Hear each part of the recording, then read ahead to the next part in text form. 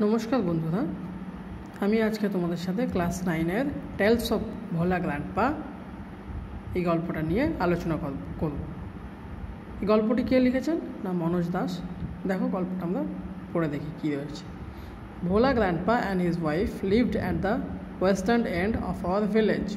ভোলা grandpa এবং তার স্ত্রী আমাদের গ্রামের পশ্চিম প্রান্তে বসবাস করতেন। A large bakul tree overshadowed their hut. একটা বড় বকুল গাছ তাদের কুঁড়ে ঘরকে ছায়া করে রেখেছিল। In the bakul tree lived a small troop of monkeys. বকুল গাছে একটা ছোট বাঁদরের দল বসবাস করত। Bhola grandpa and his wife did not mind it. Bhola grandpa এবং তার স্ত্রী এটাতে কিছু মনে করতেন না। One moonlit night we were returning from a festival. এক চাঁদের রাতে আমরা একটা উৎসব থেকে ফিরছিলাম।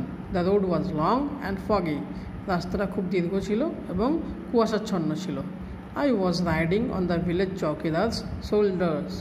আমি গ্রামের চৌকিদারের কাঁধে যাত্রা করছিলাম। Suddenly Bhola grandpa let out a loud well.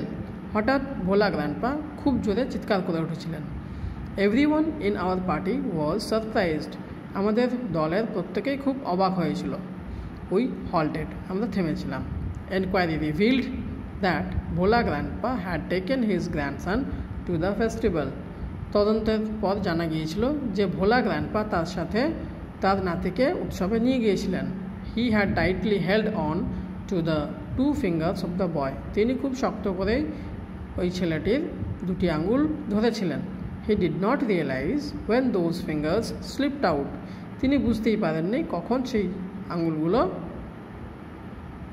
ছেড়ে গিয়েছিল। Bhola grandpa was continuing as before. Bhola grandpa আগের মতোই হেঁটেই গিয়েছিলেন।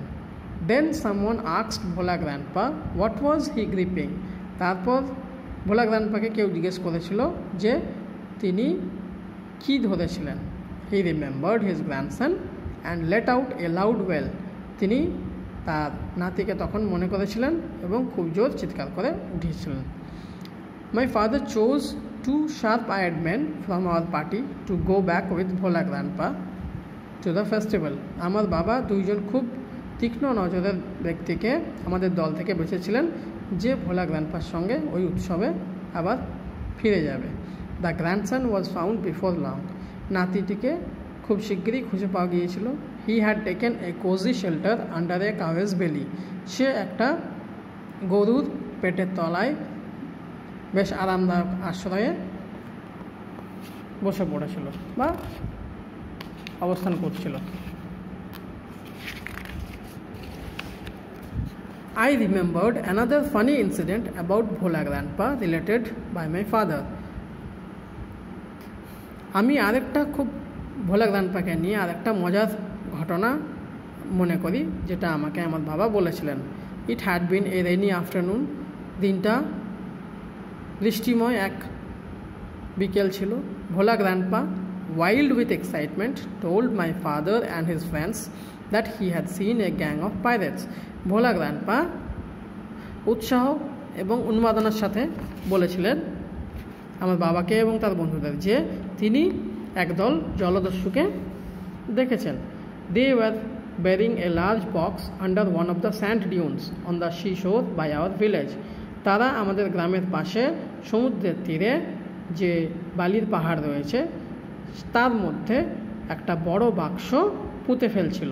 At once father and his friends started looking for the hidden treasure. তৎক্ষণাৎ আমার বাবা এবং তার বন্ধুরা ওই লুকোনো গুপ্তধনটা খোঁজ করা শুরু করেছিল। Evening passed on to night. সন্ধ্যা গড়িয়ে রাত হয়েছিল। Moonlight came in through the clouds. এবং চাঁদের আলো মেঘের মধ্যে দিয়ে আসতে শুরু করেছিল। A pack of jackals were howling. একদল শেয়াল ডাকছিল। It was past midnight. এবং সময়টা তখন মধ্যরাত্রি অতিক্রম করে গিয়েছিল। At this point of time, এই সময় Bhola grandpa confessed that there was no real treasure. Bhola grandpa স্বীকার করেছিলেন যে সেরকম কোনো সত্যিকারের গুপ্তধন নেই। It was all a dream. এটা শুধুমাত্র তার স্বপ্ন ছিল। Which he had during his midday nap. যেটা তিনি তার দুপুরের ঘুমের সময় দেখেছিলেন। Once Bhola grandpa had a great adventure in the Sundarbans. একবার ভোলা গ্র্যান্ডপার একটা সুন্দরবনে একটা খুব দারুণ অভিজ্ঞতা হয়েছিল। In those days, Royal Bengal tigers freely roamed the dense jungles of the Sundarbans. সেই সময় সুন্দরবনের জঙ্গলে রয়্যাল বেঙ্গল টাইগাররা স্বাধীনভাবে ঘোরাফেরা করত। People took care to move about only in groups, particularly after sundown. এবং মানুষজন সূর্যাস্তের পর সবসময় বিশেষ যত্নশীল থাকতো যাতে তারা সবসময় দল বেঁধে ঘোরাফেরা করে। One evening, Bhola Grandpa was returning from the weekly market. এক সন্ধ্যাবেলা ভোলা গ্র্যান্ডপা সাপ্তাহিক বাজার থেকে ফিরছিলেন। Suddenly, at a distance of about 5 yards behind him, হঠাৎ তার পেছনে প্রায় 5 গজ দূরত্বে he heard the growl of a Royal Bengal tiger. তিনি একটা রয়্যাল বেঙ্গল টাইগারের গর্জন শুনতে পেয়েছিলেন। ভোলা grandpa turned and found the bright gaze of the tiger on his face. Bhola grandpa পেছন ফিরেছিলেন এবং খুঁজে পেয়েছিলেন যে একটা বাঘ তার দিকে অপলক দৃষ্টিতে তার মুখের দিকে চেয়ে রয়েছে। Bhola grandpa instantly climbed up a nearby banyan tree. Bhola grandpa তৎক্ষণাৎ পাশের একটি অশ্বত্থ গাছে উঠে বসেছিলেন। The tiger roared and circled the tree about 100 times.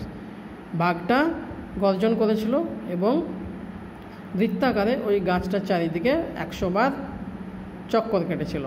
Then it settled down under a bush without taking its eyes off him. তারপর সেটা তার থেকে চোখ না সরিয়ে একটা ঝোপের মধ্যে চুপচাপ স্থির হয়ে বসে পড়েছিল। With nightfall, রাত হওয়ার সাথে সাথে the forest grew dark and silent.